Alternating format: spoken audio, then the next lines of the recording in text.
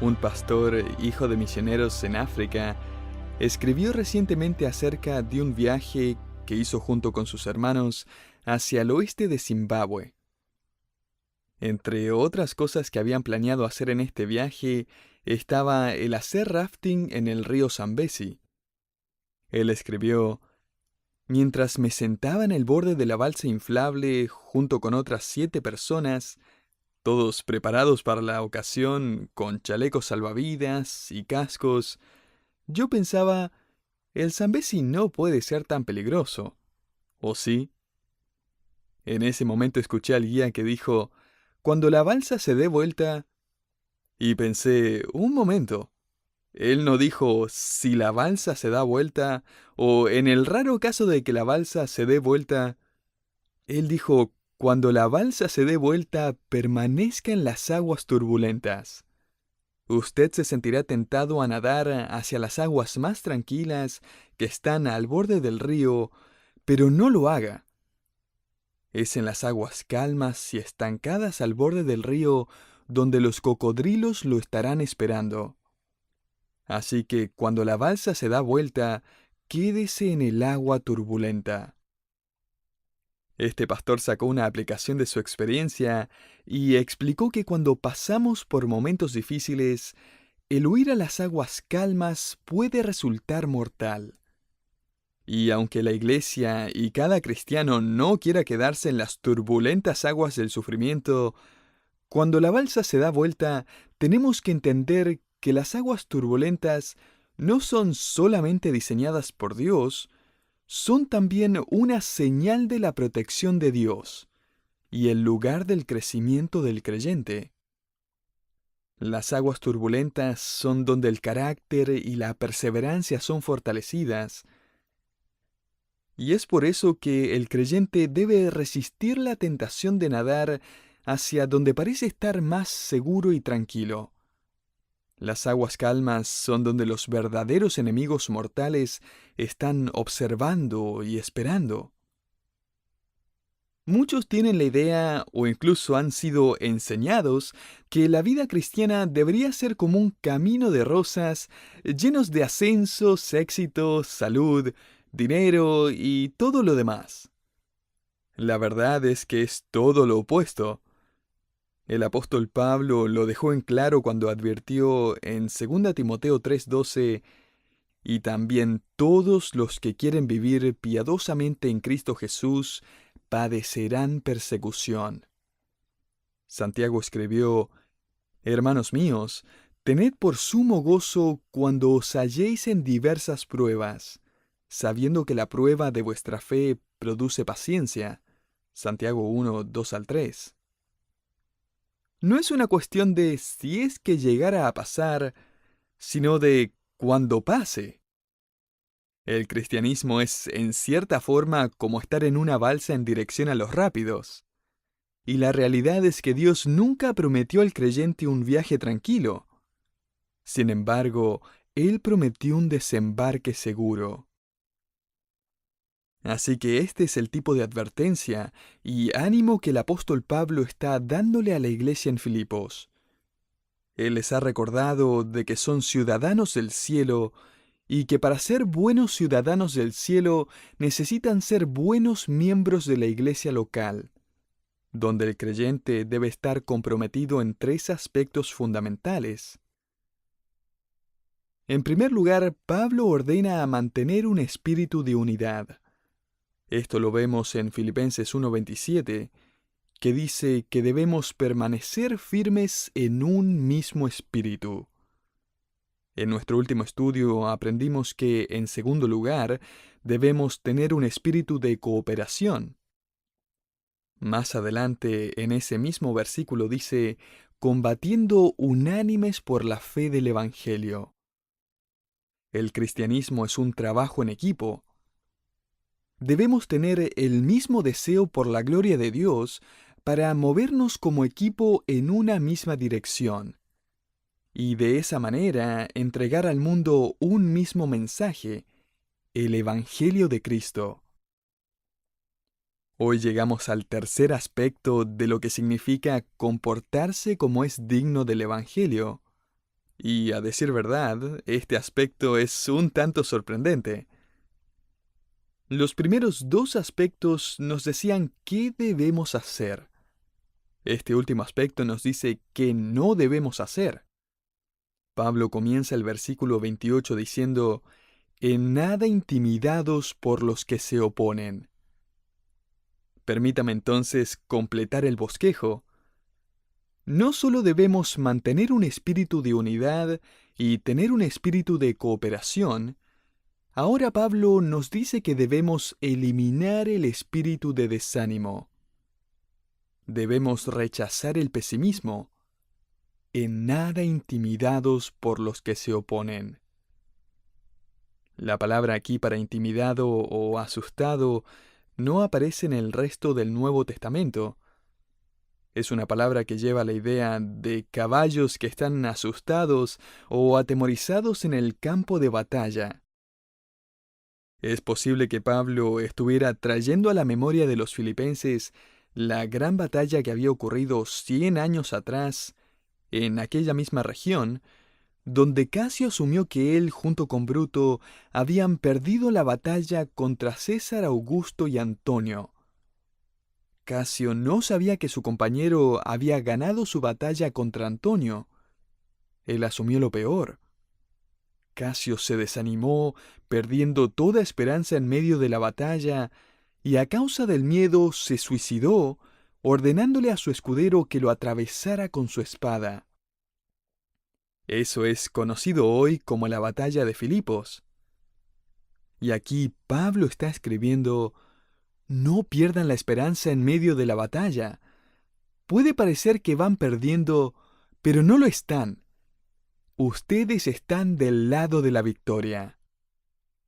Así que Pablo le ordena a esta iglesia que resista, que rechace todo tipo de pensamiento que pueda desanimarles, distraerles o desalentarles. Él está ordenándole a esta iglesia a ser valientes y temerarios. Y a todo esto, note que Pablo no escribe, no se intimiden si es que llegan a tener oponentes. Es un hecho de que van a haber. Su balsa va a darse vuelta. Usted va a probar las aguas turbulentas de la oposición y la dificultad. En este mundo tendréis aflicción, dijo Jesús en Juan 16:33. Él no dijo, es posible que tengan aflicción, sino que él dijo, tendrán aflicción. Aún el día de hoy, el Evangelio es considerado por muchos como ofensivo, intolerante, problemático, un tanto desquiciado. Y, querido oyente, finalmente va a ser considerado como un peligro para la sociedad, como ya lo es en algunas partes del mundo. ¿Y qué es lo que la Iglesia en su mayoría está haciendo? Lo opuesto a lo que Pablo dijo. La Iglesia en su mayoría está alarmada, asustada por la oposición, está escabulléndose en un intento de ocultar cualquier tipo de doctrina que pueda ser percibida como ofensiva, tratando de remover del Evangelio todo lo que no es socialmente aceptado, con miedo de llamar el pecado por su nombre, de decir que alguien es pecador, de que existe un lugar de eterno castigo y que las personas se encuentran necesitadas de lo que Cristo hizo por ellas. Eso es muy ofensivo, suena muy intolerante. Es mejor si dejamos de lado esas cosas y todos vivimos en paz y armonía y dejamos que Dios se encargue de salvar a las personas. No, Dios nos dejó a nosotros encargados de ir y anunciarle al mundo entero de que Cristo vino al mundo para rescatarnos de un futuro seguro en el infierno y darnos el regalo de salvación. Un autor escribió, un creciente número de iglesias hoy en día están restando la importancia intencionalmente al pecado y al arrepentimiento, y al hacer esto, el Evangelio es trivializado y luego sustituido por varias formas de entretenimiento y diversión. Personalmente, creo que en el corazón de este cambio hay miedo. Miedo de perder la aprobación de la cultura. La iglesia, sin embargo, se vuelve loca para evitar cualquier tipo de oposición, mientras que el apóstol Pablo claramente nos dice aquí que la oposición es inevitable. Así que seamos francos y pensemos en la realidad de hoy en día. ¿Cuántos pastores y líderes religiosos conoce usted que predican abiertamente que Dios no quiere que ninguno de sus hijos sufra en las turbulentas aguas del sufrimiento, enfermedad o tribulación? Que Dios quiere que tenga lo mejor en la vida y para eso necesita fe o el poder de Dios. Que Dios le dará salud, dinero, comodidad, que Dios nunca soportaría verlo pasar por dificultades, que ciertamente Dios lo invitaría a nadar fuera de las aguas turbulentas hacia las aguas calmas y tranquilas. Y es que más que nunca, el cristiano y la iglesia necesitan ser advertidos, necesitan ser prevenidos para que no pierdan la esperanza en medio de la oposición, a ser valientes, a comunicar el evangelio de arrepentimiento y fe en Cristo. Pero ahora Pablo no dice simplemente, vamos, no sean cobardes, salgan a hacer lo que tienen que hacer. No, Pablo va a formar un argumento convincente a partir de dos realidades eternas. Nota el versículo 28, y en nada intimidados por los que se oponen, que para ellos ciertamente es indicio de perdición, mas para vosotros de salvación. Y esto es de Dios. Pablo dice que la oposición es un indicio. La palabra que Pablo usa para indicio es una palabra que da la idea de presentar una evidencia. Evidencia de algo que es verdad. En otras palabras, Pablo quiere que la iglesia considere la oposición como una evidencia de que dos cosas son verdad y que éstas realmente van a suceder. Y en primer lugar, la oposición es evidencia del juicio venidero. Pablo escribe aquí que para ellos, refiriéndose a los oponentes de la iglesia, esto es indicio de perdición. Ahora piensen esto. Los oponentes de la iglesia están primordialmente oponiéndose a Dios, y Dios ciertamente ha tomado nota de esta oposición. Y esta oposición va a ser tomada como evidencia un día de que ellos eran en realidad sus enemigos y dignos de su juicio. Pablo describe brevemente algo de lo que será el terror de esa segunda venida en juicio cuando se manifieste el Señor Jesús desde el cielo con los ángeles de su poder en llama de fuego para dar retribución a los que no conocieron a Dios ni obedecen el Evangelio de nuestro Señor Jesucristo. Segunda Tesalonicenses 1, 7 al 8. Jesús además dejó en claro que esa retribución es un lugar de tormento eterno llamado infierno. Mateo 25, 31 al 46. Ahora, querido oyente, ¿no debería ser el mundo entero advertido de aquello? ¿No es esa parte de nuestra misión? Contarle a nuestros oponentes que hay un lugar de tormento eterno el cual es posible evitar y un lugar de gozo eterno al cual es posible ir. Así que tengamos eso en mente. Cuando estamos enfrentando oposición, simplemente recordemos que ese oponente no está haciendo más que dar mayor evidencia de que es un enemigo de Dios. Esto ciertamente nos motiva a responder correctamente, no con enojo o venganza, sino con compasión y sobre todo lástima. Pero eso no es todo. La oposición no es solo evidencia del juicio venidero. En segundo lugar, la oposición es evidencia de ser un discípulo verdadero. Note el versículo 28 nuevamente.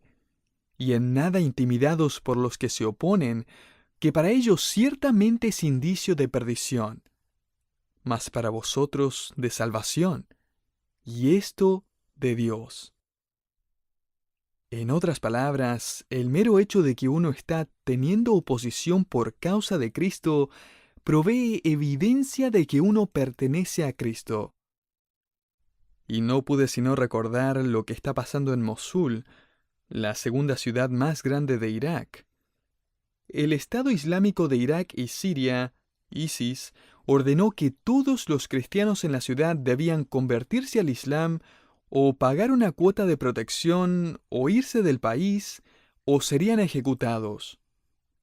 Mientras tanto, cada casa ocupada por familias cristianas son marcadas con la letra árabe N, ya sea en la puerta o en las paredes, para dejar en evidencia dónde viven los cristianos. Cuando leí eso, quedé intrigado. Me preguntaba qué podía significar esa letra N. Así que llamé a mi amigo Hannah, un hermano en Cristo nacido y criado en Palestina. Hoy por hoy tiene un ministerio que se expande a través de todo el Medio Oriente. Así que si alguien podía saber la respuesta a mi pregunta, de seguro que era él. Así que lo llamé y le pregunté, Hannah, ¿qué representa la letra N en árabe? O sea, ¿por qué los musulmanes están marcando las casas de los cristianos con esa letra?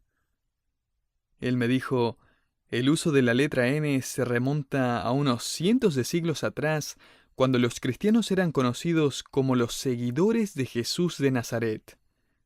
Así que los musulmanes marcan las casas con la letra N para identificar a las personas que pertenecen o que siguen al Nazareno.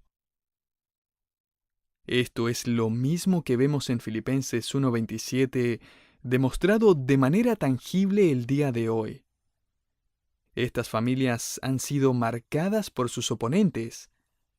Y no solo eso, la letra N pintada en sus casas es también una señal, una evidencia tangible de que ellos, como seguidores del Nazareno, son miembros de la familia de Dios.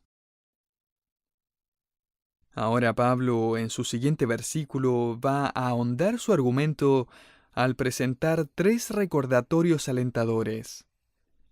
En primer lugar, Pablo les recuerda que la salvación es un regalo. Note el versículo 29, porque a vosotros os es concedido a causa de Cristo, no solo que creáis en Él, sino también que padezcáis por Él. Ahora, antes de que avancemos a la segunda parte de esta frase, no pase por alto esta primera. La salvación es un regalo para aquellos que pertenecen a Dios.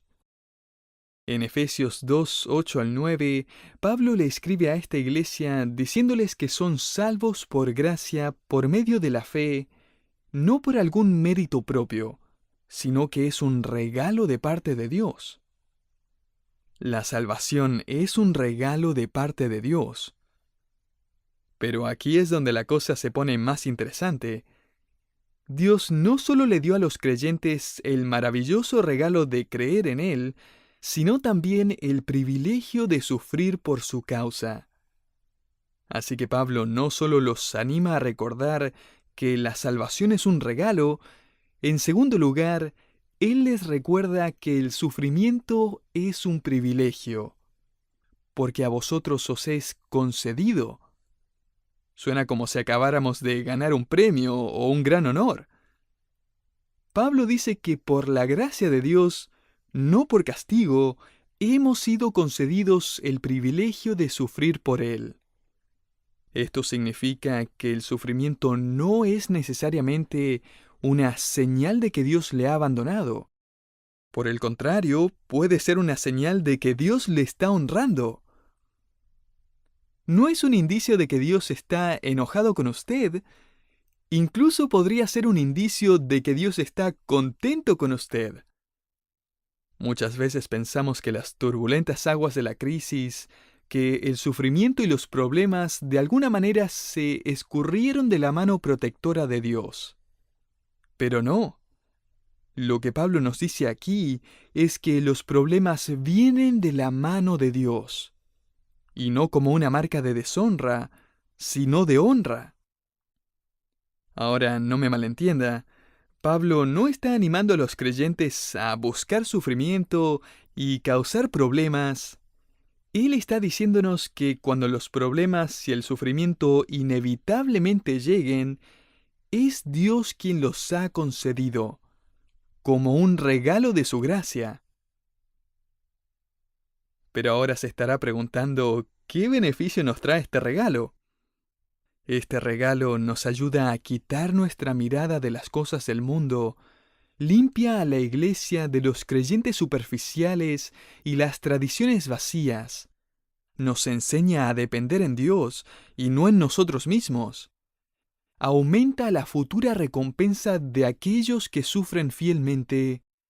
Quebranta nuestro orgullo, purifica nuestros motivos.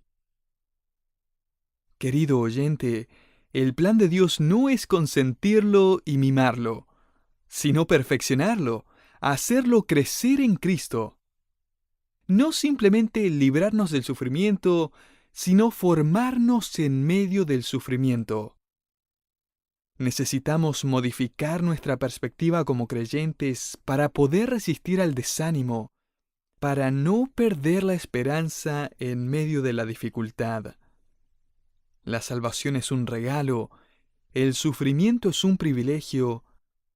En tercer lugar, necesitamos entender que las pruebas son comunes. No se sorprenda cuando vengan. Pablo escribe aquí en el versículo 29, porque a vosotros os es concedido a causa de Cristo, no solo que creáis en Él, sino también que padezcáis por Él. Ahora nota el versículo 30, teniendo el mismo conflicto que habéis visto en mí, y ahora oís que hay en mí.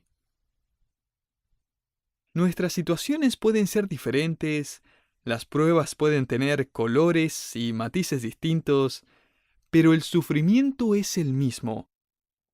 Las pruebas deberían ser vistas no como visitas esporádicas, sino como una compañía habitual. Y el entender esta verdad no alivia los problemas ni los vuelve fáciles de soportar. De hecho, Pablo usa la palabra conflicto aquí en el versículo 30, teniendo el mismo conflicto que habéis visto en mí. Esta palabra conflicto viene del griego agón, lo que nos da la palabra agonía. Pablo está diciendo aquí, ustedes han visto la agonía en mi propia vida, y ahora la están viendo en sus propias vidas.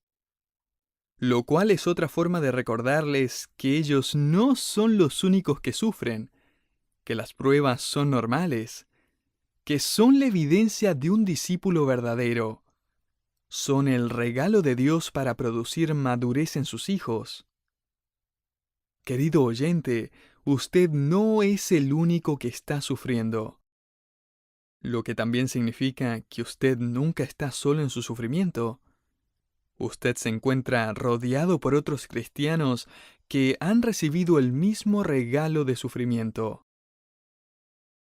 Hay una canción que dice, cual peregrinos vamos siguiendo la luz de los que precedieron nuestro andar. Ellos nos animan, nos llenan de coraje, sus vidas atestiguan de la gracia que Dios da. Tan grande nube de testigos en derredor nos invita en la carrera a continuar, con la meta de que aquellos que prosigan tras nosotros reciban esa misma herencia de fidelidad. Que nos puedan recordar, pues fuimos fieles, y que nuestra devoción les dé valor. Que las huellas que han de ver les guíen a creer, nuestro ejemplo les motive a obedecer. Que nos puedan recordar, pues fuimos fieles.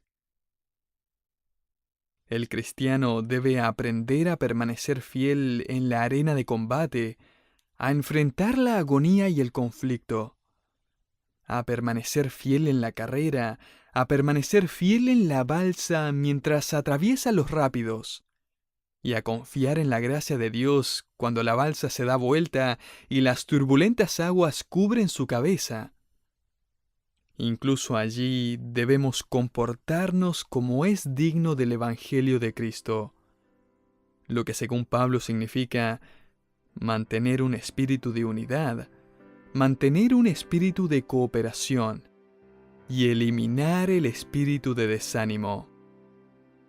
En nada intimidados por los que se oponen, que para ellos ciertamente es indicio de perdición, mas para vosotros de salvación, y esto de Dios, porque a vosotros os es concedido a causa de Cristo no solo que creáis en Él, sino también que padezcáis por Él, teniendo el mismo conflicto que habéis visto en mí, y ahora oís que hay en mí. El cristianismo es una experiencia tan impredecible como la experiencia de hacer rafting. Demanda una confianza constante en lo que sea que Dios haya escogido concedernos. Concluyo con el testimonio del pastor Jim Denison. Siendo un estudiante de universidad, Jim Denison hizo un viaje misionero a Malasia durante un verano. En una ocasión se había planeado el bautismo de una jovencita que había venido a anunciar públicamente su fe en Cristo. Durante el bautismo, Jim notó que habían unas maletas contra una de las paredes de la iglesia y le preguntó al pastor qué hacían ahí. El pastor señaló a la jovencita que acababa de ser bautizada y dijo: su padre le dijo que si se bautizaba, ella no podía volver a poner un pie en la casa. Así que trajo sus maletas. Así es un creyente genuino. Él está listo para subirse a la balsa y navegar en los rápidos, siendo guiado y fortalecido por la gracia de Dios.